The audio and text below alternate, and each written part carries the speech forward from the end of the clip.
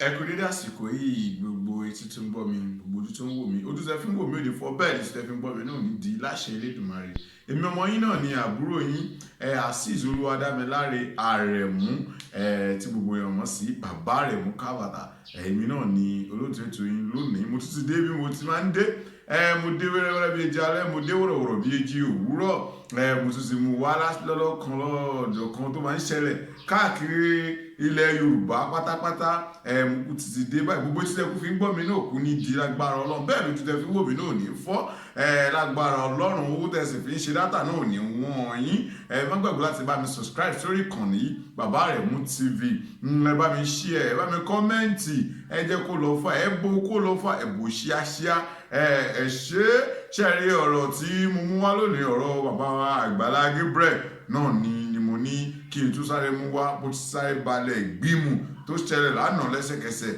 ni mo sáré lókè ó yá o jẹ́ n kọ́kọ́ bá yín mú wá bó ti ń ṣẹlẹ̀ lẹ́sẹ̀kẹsẹ̀ báyìí làwa ṣe máa ń bá yín mú wá lórí ìkànnì yìí tó bá ti jẹ́ ọ̀rọ̀ bíi Agbala Gabriel tàbí ọ̀rọ̀ tó bá ṣẹlẹ̀ káàkiri ilẹ̀ Yorùbá pátápátá tó bá ti ta sí wa létí lẹ́sẹ̀kẹsẹ̀ la máa mú wá fún yín ní yàjò pé kó lè tó ẹ̀yin olólùfẹ́ wa létí ẹ̀yin olólùfẹ́ Bàbá Àrẹ̀mú TV kó lè tó yín létí má gbàgbé láti bá mi comment ẹ ti bá mi share náà ni ó yá ẹ bá mi wò ó.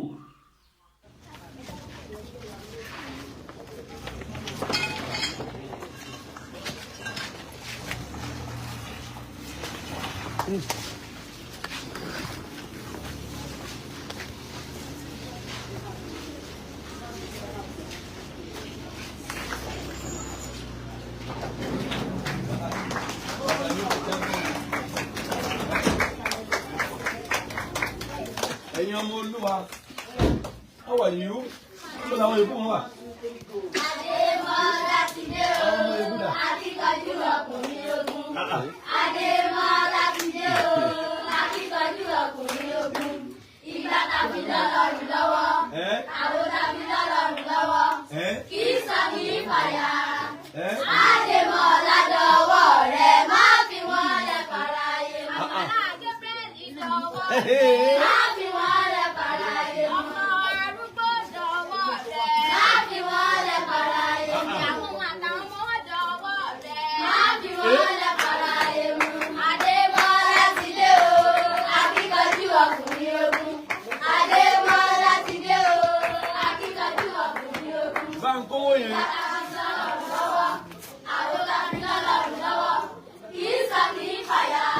Adémọ́lá dọwọ́ rẹ̀ má fi wọ́n lẹ̀ fàlàyé. Ọwọ́ ọ̀la ló wà. Bá ń kówó Má yẹn. fi wọ́n lẹ̀ fàlàyé. Gbogbo ìdílé wọn dọwọ́ rẹ̀ má fi wọ́n lẹ̀ fàlàyé. Adémọ́lá ti dé o, Ẹ̀yin lẹ ní òtún ojú. akíkanjú ọkùnrin ogun. Adémọ́lá ti dé o, akíkanjú ọkùnrin ogun. Ìgbà tàbí lọ́lọ́run lọ́wọ́, àwọn tàbí lọ́lọ́run lọ́wọ́. Ó jẹ́ lọ́nà ni. Ó jẹ́ lọ́nà sí náà. Bóòdù kan ẹ kó búlọ̀kù kó dúró rẹ̀.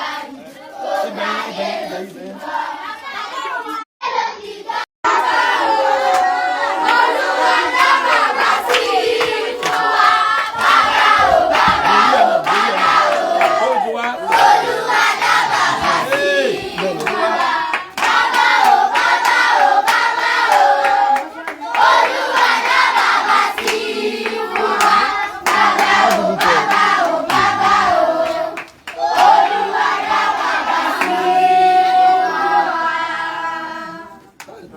Tani mi ti fún.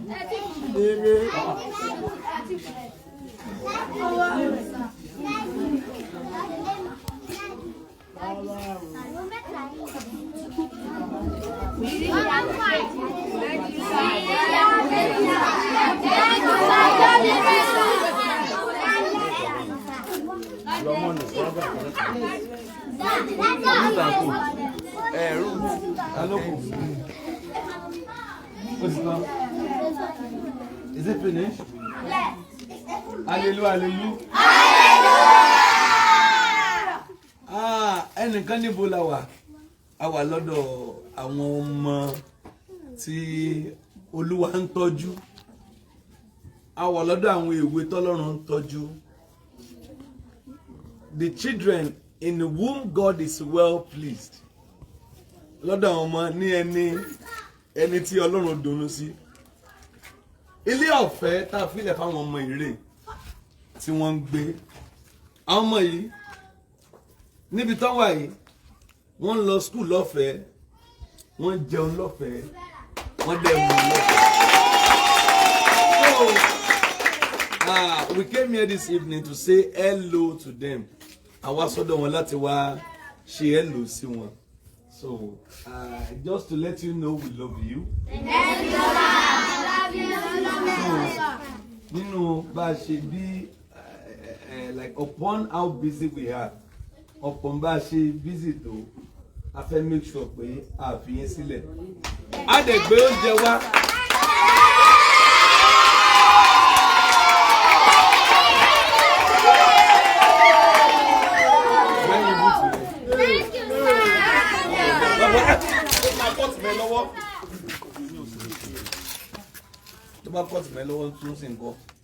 Stay where you are.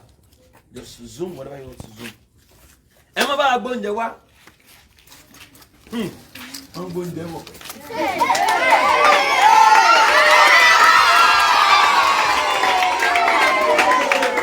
What is this? Spaghetti. Spaghetti. We brought down spaghetti. Mumbo. So we brought you Indomie.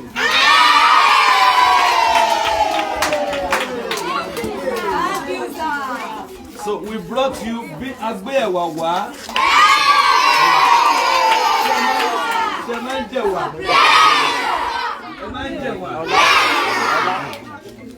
So this is what? Granite oil.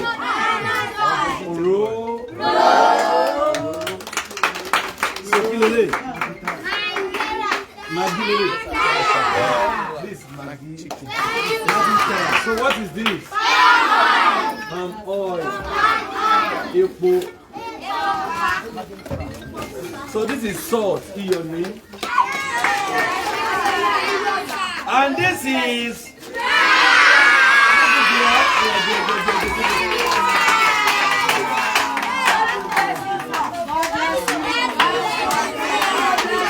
Hallelujah.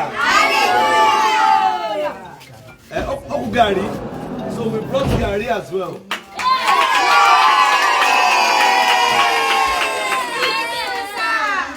Agbe Gari. What do you like Gari? Yes. You like Gari? Yes. Do you like rice? Yes. So which one do you like the most? Everything. Everybody like it? Yes. Everything? Yes. And rice? Yes. And beans? Yes. And Gari? Yes. Indomie? Yes. Spaghetti? Yes. Do you like Igbo? Yes. You like Igbo at all? Yes. So Gari ni one boy. This is Gari.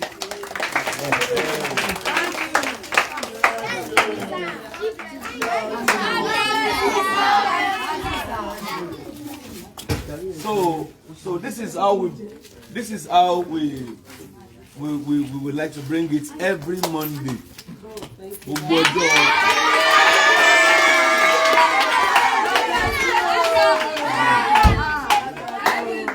So gbogbo ọjọ́ Monday la máa wá sọ́dọ̀ àwọn ewé wọ̀nyí láti máa gbé oúnjẹ wá fún wọn.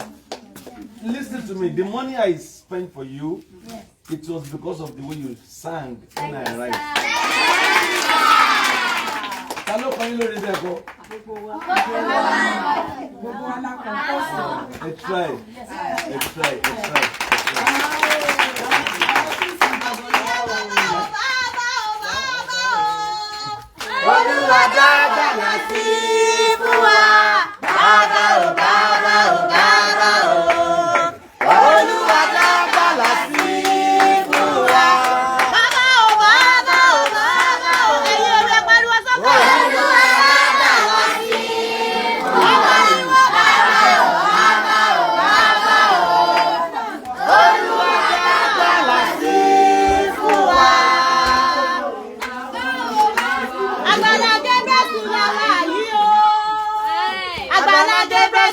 wà yìí o.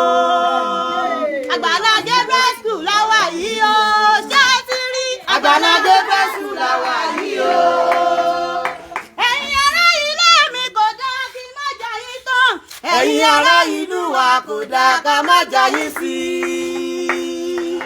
Ẹ̀yin ará ilé wa kò dáa ká má jayé tán.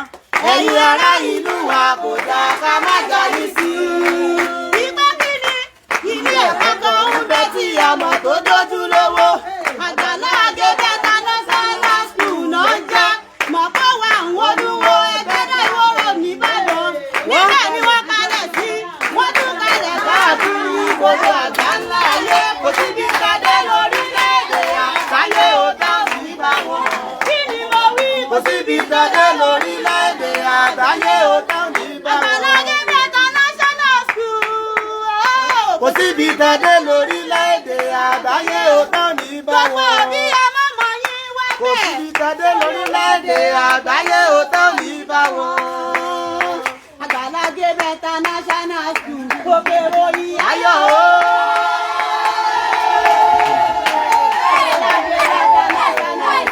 Òkè ròyìn ayọ̀ o. Agbala Gabriel International School. A ó máa tẹ̀síwájú ni. Agbala Gabriel International School. A ó máa tẹ̀síwájú ni. Orí lórí ṣe gbogbo wa pátá. Ẹ̀dá ò lárò bí o. Ẹ̀yin eré pariwo sókè. Orí lórí ṣe. Ẹ̀dá ò lárò bí o. Ẹ̀dá ò máa lárò bí o. Orí mi dákun jọ̀wọ́ o. Bàtà mi débi ro. Ẹlẹ́dàá wa dákun jọ̀wọ́. Wá gbé wa débi ayọ̀. Bàbá o, bàbá o, bàbá o. Olúwa dágbára sí i. Agbala. Bàbá o, bàbá o, bàbá o. Olúwa dágbára sí i. Ó dára ọ̀rọ̀ sọ́mọ́ ìwípé dádì o. Lápẹ̀láyé dádì o. Àjẹmọ́mọ́ dádì lọ ní bòrí rẹ̀. Àbọ̀lójú àbọ̀lọ́gbà kò sẹ́ni gbéra. Àkùtù rẹ̀. Agbala o. Lápẹ̀láyé Agbala o. Àjẹmọ́mọ́ ẹni bá ní bòrí rẹ̀. Àbọ̀lójú àbọ̀lọ́gbà kò sẹ́ni gbéra. Àkùtù rẹ̀. Ẹ ṣé o. So lovers all over the world, we are with these children. Àwọn ni ògo ọjọ́ ọ̀la. Àwọn ni ìran ọjọ́ ọ̀la.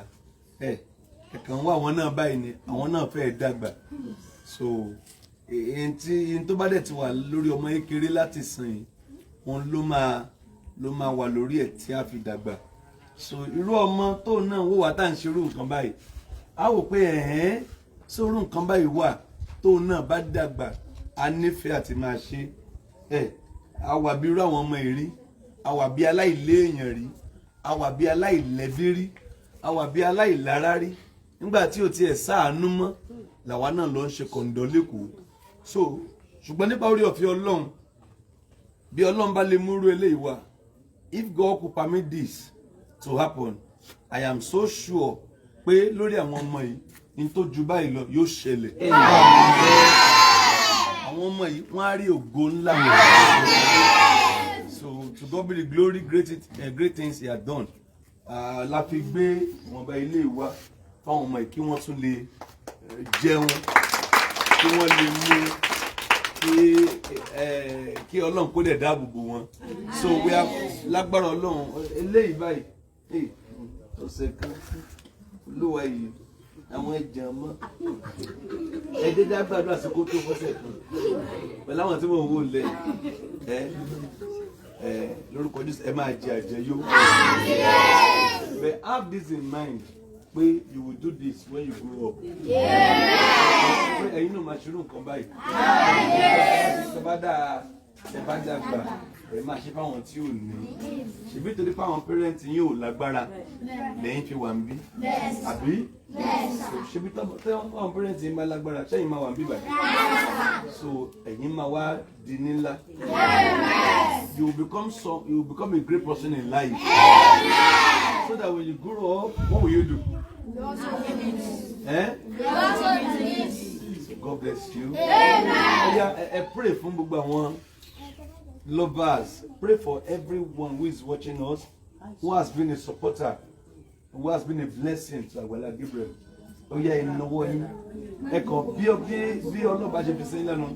Just pray for them and tell God to bless them. Pray. Father, bless our supporters. Bless our daddy supporters. Bless them. We'll provide for them.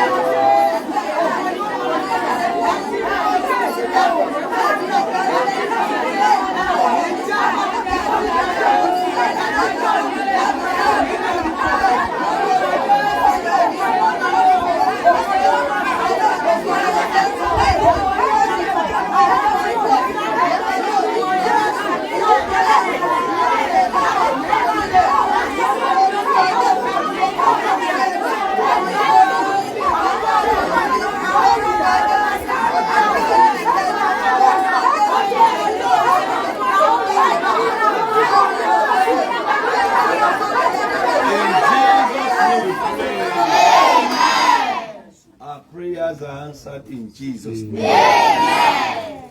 Just shout, you say, thank you, our supporters. Thank you, our supporters. Thank you, Agbala Gabriel Foundation. Thank you, Agbala Gabriel Foundation. Thank you, Agbala Gabriel lovers. Thank you, Agbala Gabriel lovers. Say, God bless you. God bless you all. Amen. Thank you, adúpẹ́ ṣé. Thank you, adúpẹ́ ṣé. Thank you, adúpẹ́ ṣé. Thank you, adúpẹ́ ṣé. Thank you, adúpẹ́ ṣé.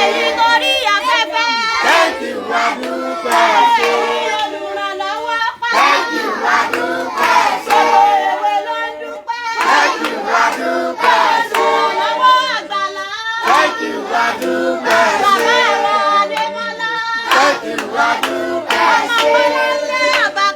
Thank you, adúpẹ́ ṣé. Thank you, adúpẹ́ ṣé. Thank you,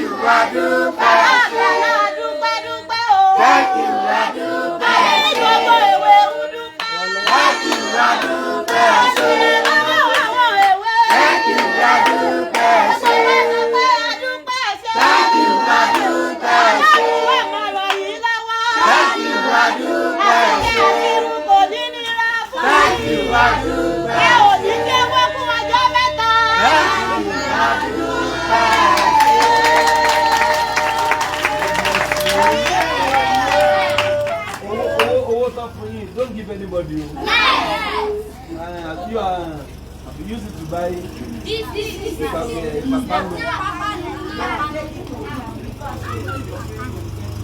You take it home. This is your food. Keep it there. Don't let it get lost. So what you know. Give it to Mommy. God bless you.